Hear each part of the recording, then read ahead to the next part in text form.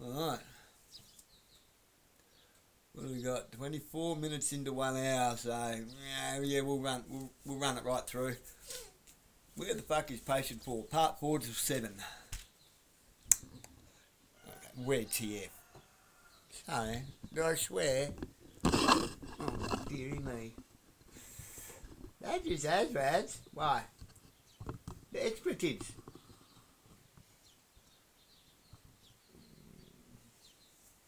Explanations.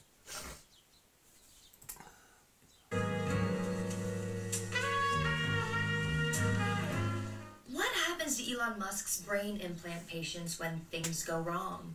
Like, would we even know? I'm not so sure that we would. And let me show you why. So this is part 4 of my investigation into Neuralink, where we're going to talk more about the patients, the people who are letting Elon Musk's company put computers into their brains. For full transparency, in researching this, I found there to be one overarching problem, which is that tracking these patients is a goddamn mess. Like, Neuralink announces them inconsistently. Sometimes we learn about patients the same day of surgery. Sometimes we'll learn about them months later, sometimes 6 months later. Sometimes we'll just get a first name. Sometimes we get no name at all. Which is why I've decided that I'm going to do something that Neuralink won't, or apparently can't be bothered to do, and create a publicly available registry of all of the known patients over on my Substack, the Drey Dossier.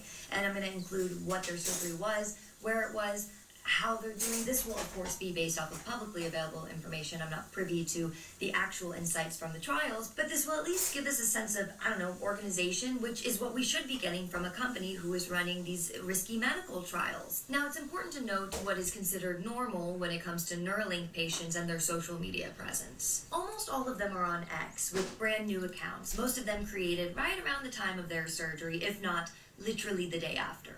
Immediately, you can tell that a lot of these accounts have similar patterns to them, right? For instance, with the usernames, patient 2 calls themselves N1 telepathy, which N1 is the name of the chip, paired with P7 for patient 7, telepath 8 for patient 8, or neuronova 9 for patient 9. You get the idea. And these accounts that start post-surgery tend to give updates about the surgery, positive updates about how well they're doing and how amazing the technology is and how smart Elon Musk is and how grateful they are for the technology and all of that. Additionally, though, I'm also finding that they're also reposting things like from Tesla and SpaceX and anything within the Musk cinematic universe. So anyways, I'm putting together this list, and patient 4 stands out to me, Mike Malgario.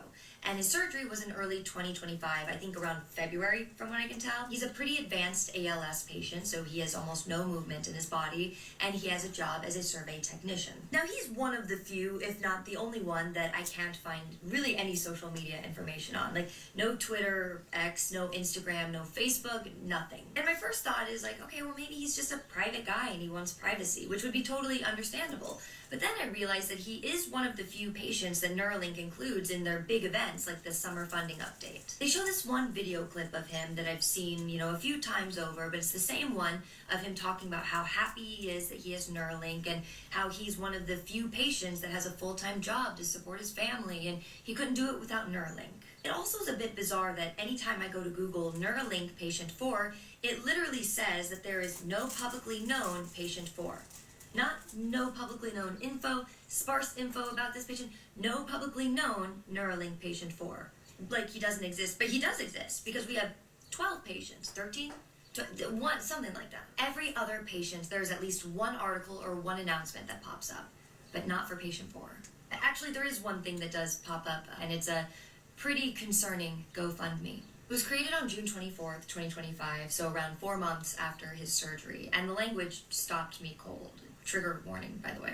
He's ready to give up on life, people. Not an understatement. Everything has been taken from him. He's not in a good place mentally, financially, physically, or emotionally. The GoFundMe was created by someone named Ryan Biggs, who says he's Mike's Xbox friend. Mike got his surgery in February. This is 4 months after his surgery, and his friend is describing him as...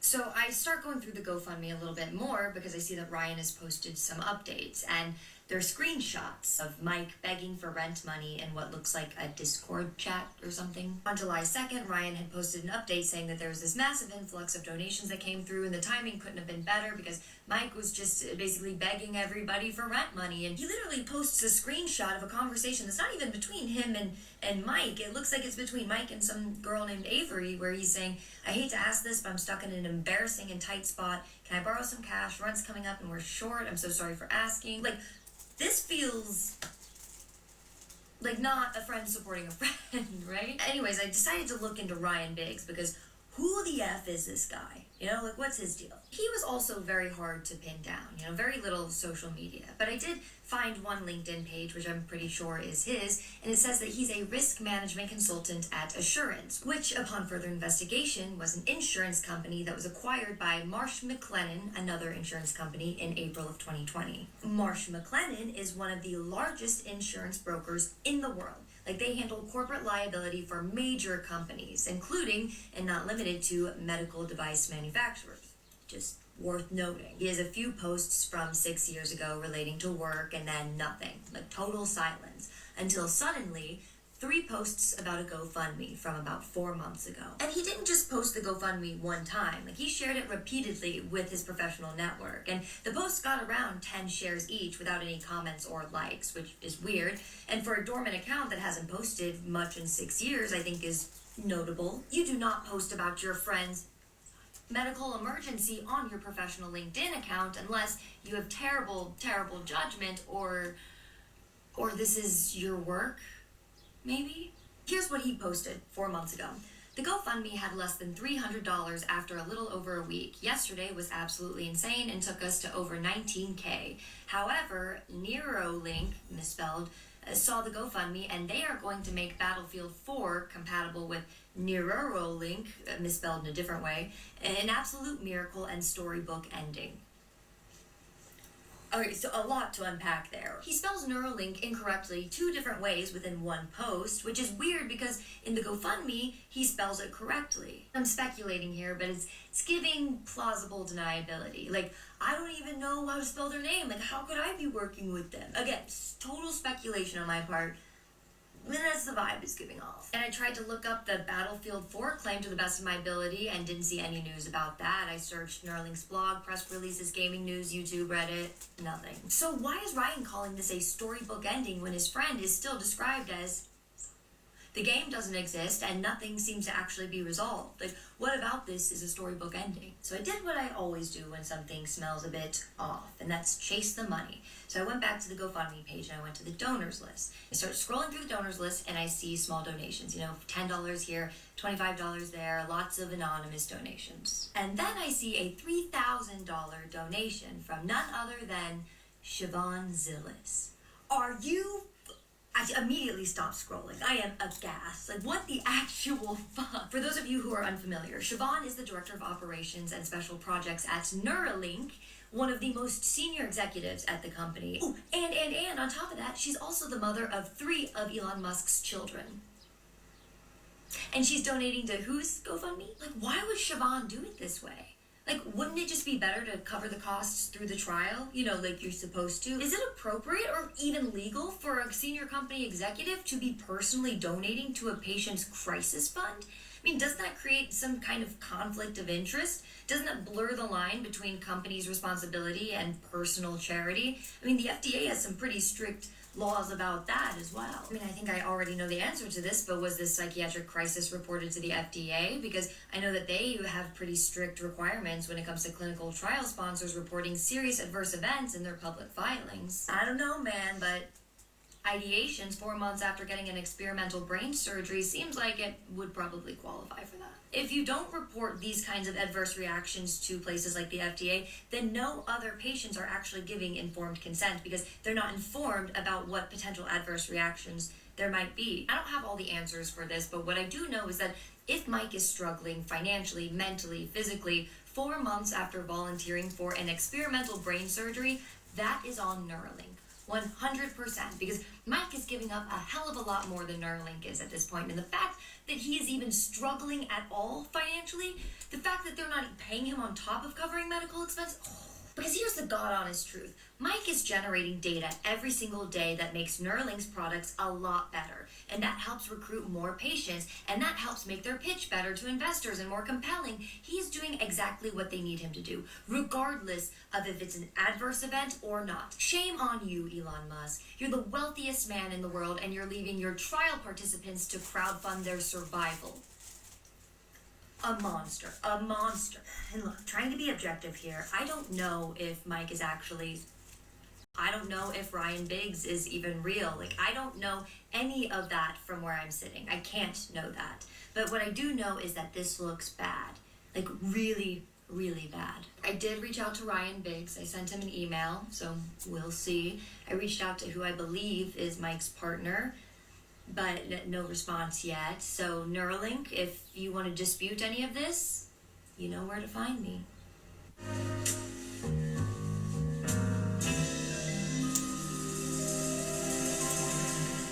A U.S. military veteran has Elon Musk's brain chip reading his thoughts right now, and at the same time, a foreign intelligence official from the UAE has just invested in Neuralink. We're not really thinking this through, are we? This episode is dedicated to all of the U.S. veterans out there. Happy Veterans Day. Thank you for doing so much for our country, and I'm so sorry that Elon Musk is repaying you by selling all of your brain data to the UAE. And as always, if you want to see my sources, then please go over to my Substack, the Drey Dossier. The link is in my bio. I do deep dives over there, and I'm just overall a lot more active than I am over here. So yeah, go subscribe. So let's talk Neuralink investors, because the patients will show you what the chip can do, but I believe the investors will show you what it's meant to do. In May of 2025, Neuralink raised a whopping $650 million during their Series E fundraising. And keep in mind that at the time, they had a whopping 5 patients who had the implants in their brain. 5.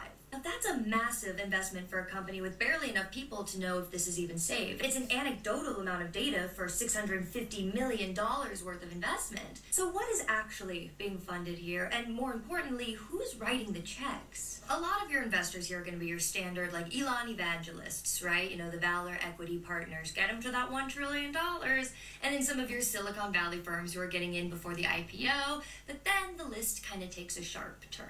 And then you've got Founders Fund, which is Peter Thiel's firm, and many of you, of course, know him as the guy who founded Palantir, which makes surveillance software for U.S. intelligence and military, so, you know, at least it's on brand. You've got Kushner's money mixed in, which is just par for the course at this point, and then there are 2 investor groups who genuinely worry me that I want to talk about specifically. Qatar Investment Authority and G42. And look, I get that UAE companies are investing in a lot of American technology right now, right? I mean, data's the new oil, therefore all the countries with the old oil want to get the new oil, and I get that. But if we can just for 1 second remember that Neuralink is not the same thing as a Fitbit. You know, the data from Neuralink is not like your steps for the day. Remember, this is a brain chip that goes into your skull and it reads all of your conscious and unconscious neural signals. Lest we forget that Qatar is a country where being gay is still punishable by death, by stoning if you're Muslim. Now that government has a stake in a telekinesis company. I mean, am I being over dramatic here? I feel like this is a potential human rights violation, no?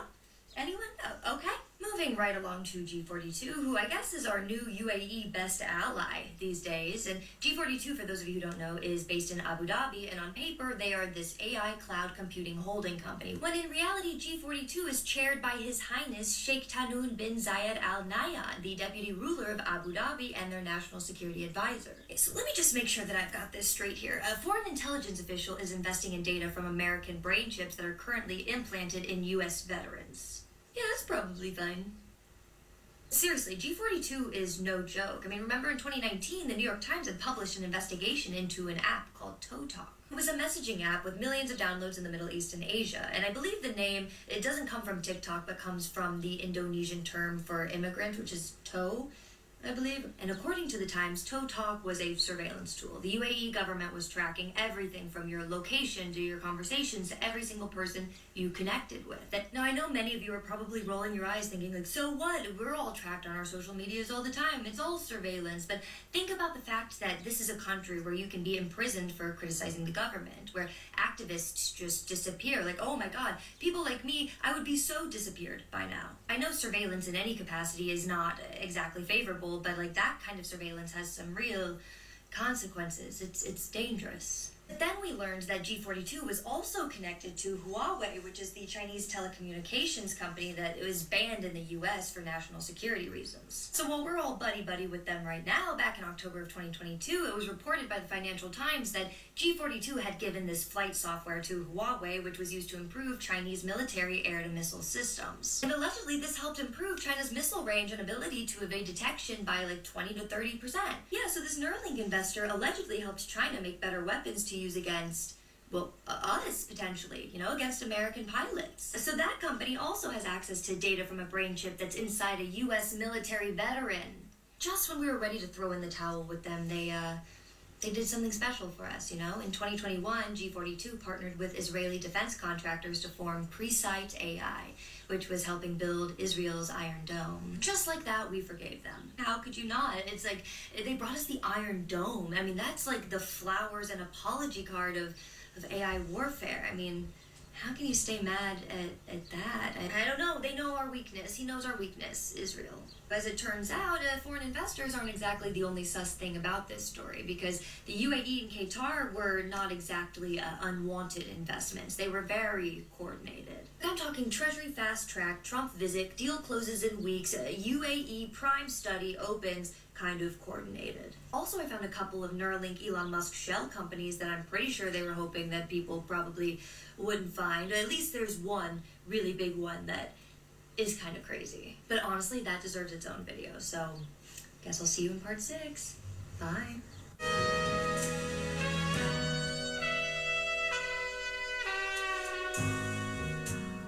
A Neuralink facility in Texas, job postings for Neuralink brain surgeons in Austin, reddish-brown liquid draining into the Colorado River.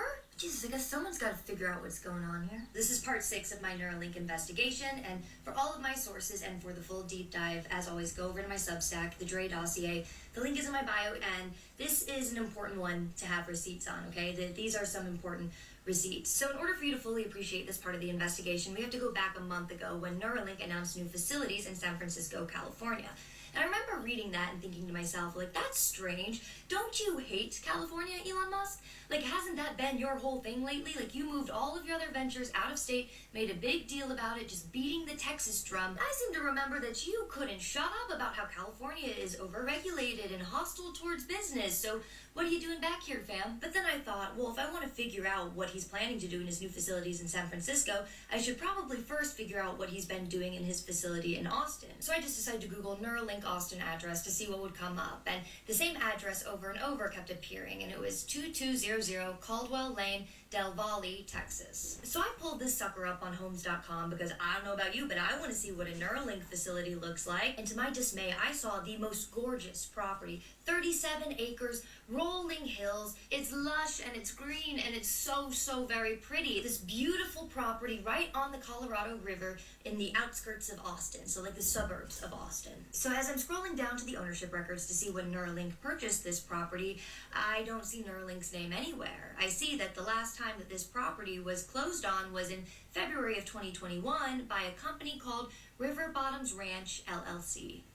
Something fishy is definitely going on here because this is the address that keeps popping up when I type in Neuralink Facilities, Austin, Texas. I'm thinking to myself, well, whoever owns this property in Austin, Texas is going to have to pay taxes on it. And tax filings are usually public, or at least accessible. So I went over to the Texas Comptroller's website and I typed in River Bottoms Ranch, LLC, and whose name do you think popped up? Jared Birchall under president. I'm sorry, Jared freaking Birchall? President?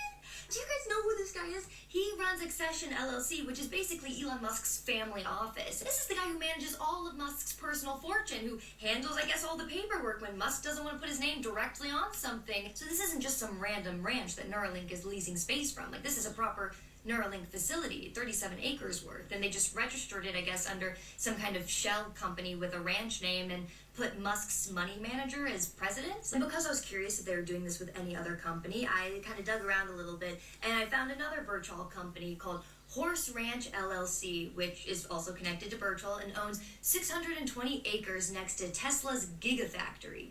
620 acres. That's like 15 minutes, by the way, down the road from this Neuralink facility. So at this point, I'm thinking to myself, well, okay, if they're going through all this trouble to hide what the property actually is, then what are they doing there? Like, what are they building there? Because clearly he's not going to keep it a horse ranch, right? So I checked the Texas Department of Licensing and Regulation to see if there were any new building permits that were filed for that address post-2021. And I was able to find 2 permits, one of which was called Project ATX-1. So I opened that one first. And right there in the description, I see something labeled Clean Room Device Manufacturing. Now, a clean room is really interesting here because it's a very expensive, very highly regulated space. We're talking constant air filtration, strict contamination controls, and ISO certification across the board. You need to build a clean room when you need to make things that are absolutely sterile because they're going inside a human's body, for instance. Which, okay, that gives us a little bit of a parameter here, right? So this tells us that this is going to be a laboratory manufacturing site, maybe? Definitely not a ranch. Definitely not just offices, but a facility to design and produce medical devices at scale, probably. And after looking at some of these building plans and 37 acres and the $650 million from your investors, I imagine that the scale is going to be pretty large. And because I was also able to source the blueprints and schematics for this property, I thought I could maybe go over some of the construction plans with you. But one really important piece of this property is the Colorado River, which sits at the top of the property, and it runs east and west of the plot of land. The Colorado River comes into play when you look over here at this teensy tiny writing that says the FEMA 100-year floodplain. It's got a line straight across the property over to the other side. So that marks an area that's considered to have a 1% chance of flooding on any given year. It's supposed to help identify any high-risk areas for the purpose of managing flood risk and determining insurance requirements and all of that. And the name's a bit of a misnomer because obviously a 100-year flood can occur more than once every 100 years. I mean, over a 30-year mortgage, a property in a 100-year floodplain area has a 26% chance of flooding at least once, and that's going up with global warming. Anyway, so south of this floodplain, if you can see next to this group of buildings right here, there's a teeny tiny little thing that says existing OSSF. You see that? And it's like a little circle diagram. And just remember where this OSSF is, because that's your on-site sewage facility, you know, in relation to the groupings of these buildings. We're going to come back to it in a minute, so just remember where that is. And then you have this whopping 78,000 square foot building, well, future building, right here. And what really gets me is that when you take a look at some of these numbers over here, like 112,000 square feet, then you take a look at some of these numbers up here, like the registration date being July 10th, 2024, when Neuralink only had 2 patients, I believe, at the time, it just makes you wonder, like, what are you scaling all of this for? And help me understand why you need a 112,000 square foot clean room manufacturing facility for a clinical trial that only has 2 patients at this point. So then I start going through the job postings and listings for Neuralink in Austin, Texas around that same time period up until today to see if, I don't know, maybe that'll tell me something about the volume of production that they were expecting. And I'm seeing a lot of listings for manufacturing roles and the clean room technicians and the quality engineers, you know, the production people. Then I find 2 positions that were open, that were filed back in spring of 2025, about 7 months ago. It was for an OR specialist and a neurosurgeon resident, both in Austin, Texas at Neuralink. So I click on the neurosurgeon resident job posting first, and the description seems pretty standard, I guess. You know, it says you'll be functioning as an assistant or primary surgeon for experimental brain-computer interface procedures using human cadavers or large animal subjects. And it says you'll be working in an operating room. It doesn't really say where. It says you'll be working with other surgeons. It doesn't really say who. It just says in Austin, Texas. So that's a little, like, I don't love that. Now, under OR specialist, which means operating room specialist, it says that, you know, your responsibilities will include this, that. Walking Dead much? He's working with cadavers. It's alive! It's alive! Fuck me, it's Frankenstein's monsters. Oh no. Oh no. That gets worse, doesn't it? What the hell? What sort of god is this bastard playing? And the third, participating in preclinical animal studies and human clinical studies at Neuralink. At Neuralink, the T-virus. I mean, Resident Evil. I mean, the mind boggles. The Umbrella Academy. It just... Ah! Leave it alone. You'll go silly. at Neuralink? So is it just saying that there are animal studies and human clinical surgeries in this facility in Austin, Texas? Even in the most generous of reads of that job description, like, oh, maybe they mean at Neuralink, like at the company. Why is it in Austin, Texas, where there's a physical building, but no clinical trial site? If they just meant at the company, then wouldn't it be at the company, like in Nevada? The posting would be in Nevada because that's where the company's registered? Or like in San Francisco where it says that the headquarters still are. This is just a manufacturing site, a ranch. Wee whoop, can somebody from the FDA please get over here? I'm getting nervous. And just think, this was posted 7 months ago. They had, what, 6 implants at that point? So just to recap here, we've got this shell company called River Bottoms Ranch, where the president is Jared Burchell, Musk's money manager, and the construction started for this facility when they only had 2 patients in their clinical trials, and the infrastructure is built for thousands to scale, and then surgical staff have been hired for a location that isn't an FDA-approved clinical site, and there are job postings describing human surgeries at said Neuralink facilities instead of hospitals. So I tossed this puppy into an old satellite and see if I could get an idea of what the construction looked like in 2025, and I noticed something in the corner up here. And for the most part, you're looking at probably some infrastructure over here. It looks like you've maybe got some animal pens over here and some like stables over here, but if you look closely, maybe you'll see something else. Yeah, because what is that?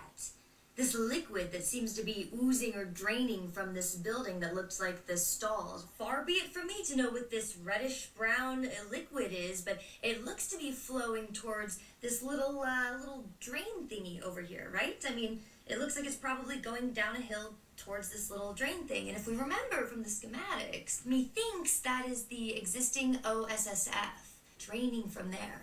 Listen, I don't know what this is, but there's clearly a visible flow from the buildings to this like waste collection system.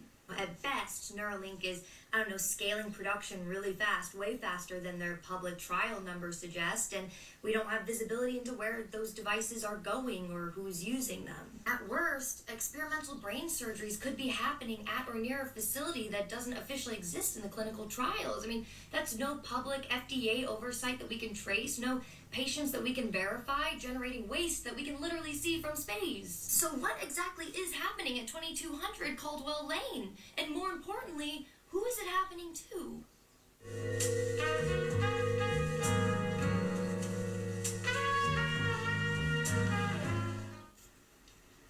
So now, just to step you through what the product evolution is going to look like in the next 3 years, today what we have is 1,000 electrodes in the motor cortex, the small part of the brain that you see in this animation called the hand knob area, that allows participants to control computer cursors as well as gaming consoles. Next quarter, we're planning to implant in the speech cortex to directly decode attended words from brain signals to speech. And in 2026, not only are we going to triple the number of the electrodes from 1,000 to 3,000 for more capabilities, we're planning to have our first blind sight participant to enable navigation.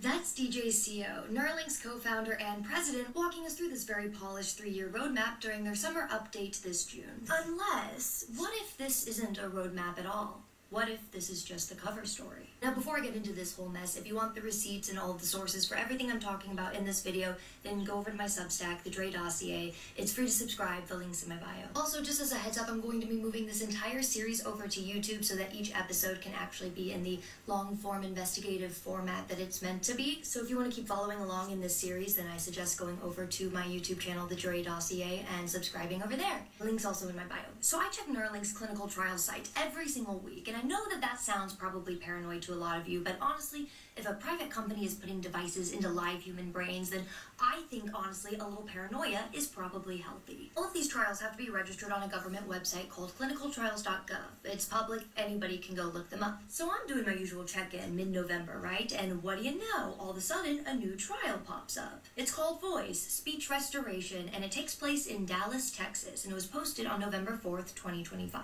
And I'm honestly taken aback by this because, there was no announcement, no blog post, no press release, no social media, nothing. And it's extra weird considering this is a USA trial site. It's held at UT Southwestern in Dallas. I mean, that's a huge hospital partner and it's a university. So why is there no announcement? I go over to Neuralink's announcements page of their website and I start scrolling through it to see if I've maybe missed it. And I realize that they have made an announcement for every single trial location except for this Voice one and one other. The UAE trial. So now I'm looking at 2 trials that appear on the registry but don't get the usual fanfare. pattern broken. That probably means something, right? I kept poking around their site and I found this tiny little announcement from May 1st, 2025, which says, Neuralink receives breakthrough device designation from FDA for speech, which is a huge deal. Like, that's the FDA saying that you're cleared to start working on speech restoration, which is an entirely new study. Like, this is major. Why was the May 1st announcement so quiet? It was just like one sentence in Neuralink's updates. They didn't make any big deal about it. So at this point, I'm like, okay, well, maybe what I need to do is just line up all of these trials. You know, maybe I'm missing some sort of context here. So I pull up every Neuralink trial and I put them side by side and I start comparing them. You know, we have the Prime trial, which is in Miami and Phoenix, and the GB Prime, which is in London and Newcastle, Canada Prime, which is in Toronto, UAE Prime, which is in Abu Dhabi, Convoy, which is in Phoenix, and then Voice, which is in Dallas. 6 trials in total. And as I start going through the details, 2 little things started to jump out at me. The first being smoking, because every single trial has strict rules about tobacco and nicotine use, except for 2 of the trials, which is the UAE trial and Voice. Just those 2, you know, the 2 that weren't announced on Neuralink's announcements page. And why did the UAE trial go live 8 days after speech gets approved, but Voice, the actual speech impairment trial, took 6 months to launch? I pull up the UAE registry and it says that its purpose is for motor control. Participants must be able to communicate. Keywords: external device control, paralysis, motor neuron disease, conditions, tetraplegia, spinal cord injury, ALS. In other words, it reads like every other prime motor control trial. 0 mention of speech anywhere in the UAE trial. Keep that in mind. And then I pull up the Voice registry, and this one is very different, and it's supposed to be, right? Its purpose is for speech impairment. It's Neuralink's first ever explicitly speech-listed trial, and it's measuring speech-related outcomes, words per minute, and all of that kind of makes sense, right? I mean, Voice is clearly the speech trial. But the UAE trial just rubs me the wrong way. There's something off about it, and it's not just because it launched 8 days after the FDA-approved speech work. Unlike every other trial site like Phoenix, Miami, Toronto, London, there has been no announcement of any patients being implanted, and it's been 6 months since the UAE trial started. And it takes place, by the way, at the Cleveland Clinic, which is in Abu Dhabi. It's like a partnered, shared U.S. hospital in Abu Dhabi. Also, the timeline is super weird, because every other trial has 36 plus months of primary completion, right? But the UAE Prime trial has 18 months, which is half the time.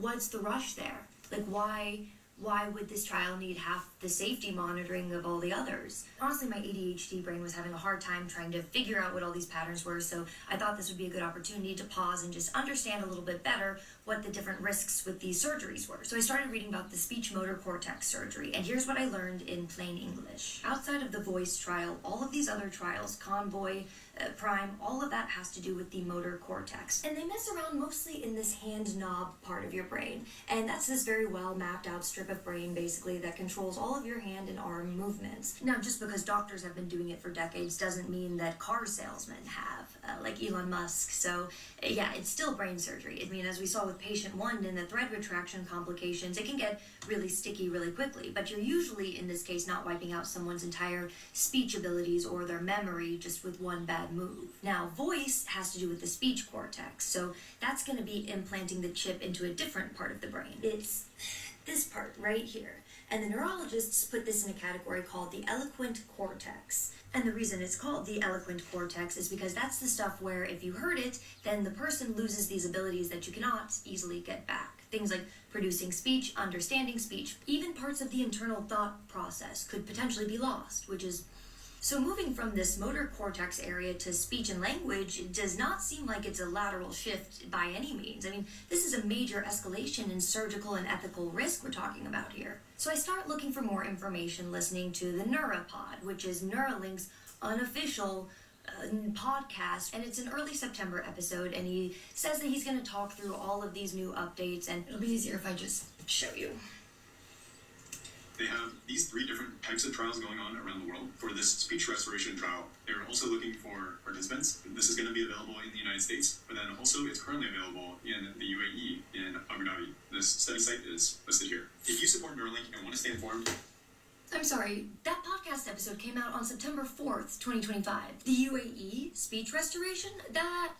So I do what he says, and I go to the Neuralink website, and I go to speech restoration, and I click it, and I see under one tab, United States, it's blank. And then there's another tab that says the rest of the world. Again, who else has spent most of his military deployment in the United Arab Emirates? Drey Dossier. Starting to look pretty sketchy. And you click that, and it lists UAE Prime. The voice exists in Dallas right now. That started in October, not September 4th in the UAE. In fact, this one on Neuralink's personal website is saying that it's for people with severe speech impairment, but that's not congruent with the clinical trials paperwork. The same trial ID, but two different descriptions. So which one's the truth? I went to the Abu Dhabi Cleveland Clinic website to see what they posted for the Neuralink stuff, and it's the same thing that Neuralink posted on its website. So it's all a bit of a mess on purpose. But here's what I think is going on, okay? Now, hear me out. I think that the registry for the UAE Prime clinical trial says motor control for the plausible deniability with FDA regulators. But I think that the recruitment materials say speech restoration so that they can get the patients that they actually need for the trial, which are speech-impaired people. And DJ's presentation makes it all sound very future-focused, to control the public narrative, because they weren't ready quite yet to open up that Dallas facility. And if the UAE has been doing that work since May, then that means by the time that Voice has showed up in November to the USA, they've already had 6 months of speech data from a lot riskier surgeries with half of the monitoring collected outside of FDA jurisdiction. And maybe they're able to use that data to inform the Dallas trial design without the FDA knowing where the preliminary data came from. I don't know.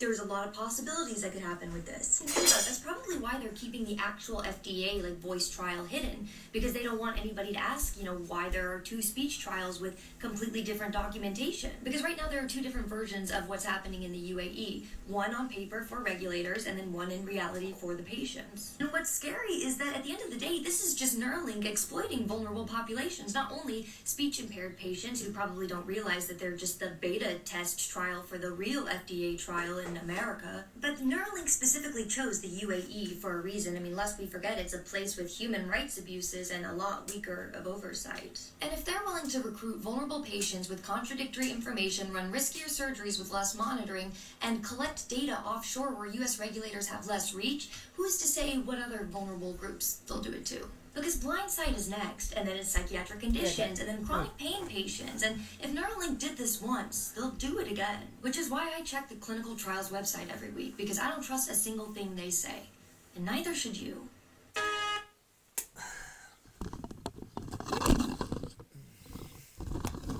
It's all starting to look pretty damn sketchy, isn't it? So we've got Pauline Hanson, who apparently Rick Bosie wants to hang by the neck until she's dead. I've heard those words come out of his mouth, because she's a Freemason, hanging around at Mar-a-Lago with Donald Trump and Gina Reinhart for Halloween, all with connections to Elon Musk, United Arab Emirates, where Ricardo Bosie spent half of his deployment, in logistics apparently. Is there any proof that Ricardo Bosie was actually even in the fucking military or what? I think I'm going to have to start digging into that.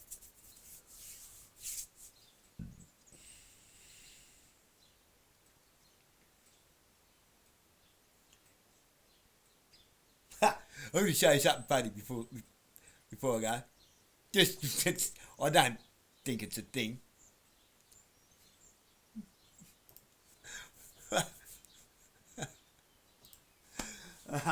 Just for shits and gigs.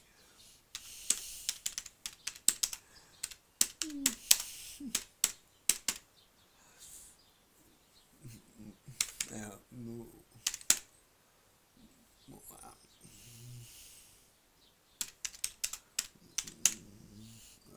God, spilled something like that.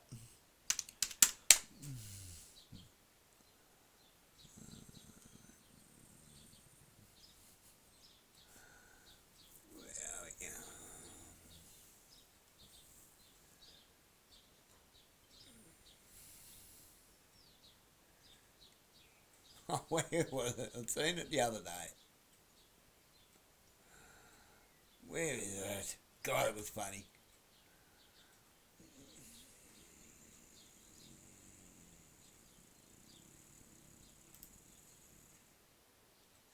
Where's this damn photo? Oh, please be here. Here it is.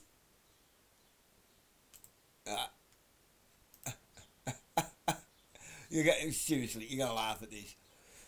Oh, where are we? Okay, there. I'll have to save it to my dang computer.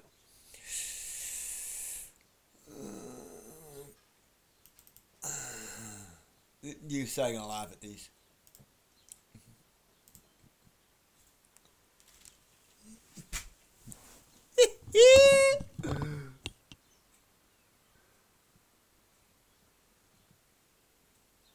Wouldn't be, would it? Surely not. Surely Muammar Gaddafi isn't Ricardo Bosi.